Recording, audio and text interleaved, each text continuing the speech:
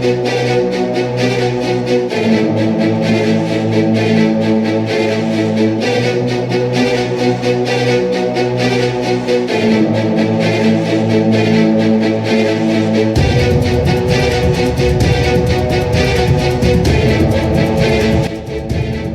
to Pinoy Guard. Today, we bring you an exclusive and powerful update straight from South Korea, where two of the most important assets for the Philippine Navy's modernization program are nearing completion. One is a guided missile frigate, the other, a new class of offshore patrol vessel. The future BRP Diego Silang, FFG-07, the second Miguel Malvar-class frigate, has been spotted at Hyundai Heavy Industries. And at the same shipyard, the very first HDP, 2200 offshore patrol vessel of the Philippine Navy, is now nearly complete and expected to be delivered within weeks. Stay tuned, because what you're about to hear reveals how these warships will strengthen the Philippines' ability to defend our territorial waters, from the Sulu Sea to the West Philippine Sea.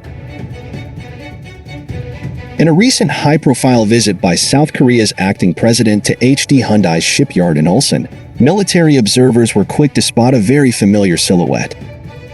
There she was, FFG-07, the second Miguel Malvar-class guided missile frigate of the Philippine Navy, proudly sitting on the dock, her hull painted in light naval gray, radar mast installed, and the vertical launch system structure clearly visible on deck. Named after Diego Silang, one of the Philippines' earliest freedom fighters, this warship symbolizes resilience and a renewed push for sovereignty at sea. Built as part of a 28 billion Cuban pesos contract signed in 2021, FFG-07 is the sister ship of BRP Miguel Malvar, FFG-06, which was delivered on April 4, 2025, and officially commissioned days later. These two ships are among the most advanced ever operated by the Philippine Navy, capable of launching surface-to-air and surface-to-surface missiles, conducting anti-submarine operations, and operating in hostile environments. So what makes the future BRP Diego Silang so powerful? Let's take a look at her main features. Length: 118 meters. Displacement: approximately 3,200 tons. Main radar: Hanwha Systems multifunction radar missiles, equipped with a vertical launch system, VLS for short.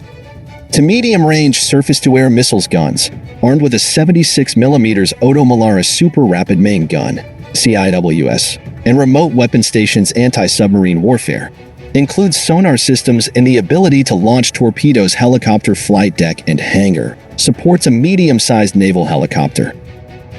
FFG-07 is not just a ship. It's a mobile air defense and anti-ship missile platform.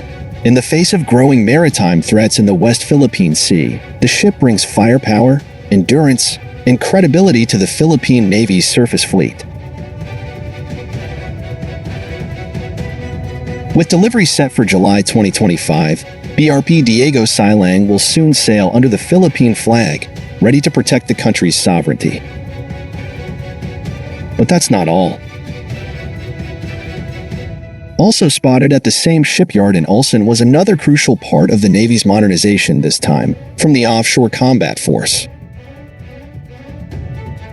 In the background of the shipyard visit by the U.S. Secretary of the Navy, the first HDP, 2200 OPV for the Philippine Navy was seen on the slipway, already with her 2D air/surface radar installed. This confirms that the first of 6 OPVs being built by Hyundai is nearly complete and ready for launching. Philippine sources have confirmed that this vessel is scheduled for delivery within the coming weeks, potentially by late May or early June 2025. The HDP 2200 offshore patrol vessel represents a brand new design tailored for the Philippine Navy's unique requirements. Here are the key specs. Length: 94.4 meters. Displacement: 2,400 tons. Speed: over 22 knots. Endurance: 21 days at sea. Crew: around 60 sailors. Armament: 76mm naval gun secondary autocannons future-proofed for missile and drone integration mission capabilities.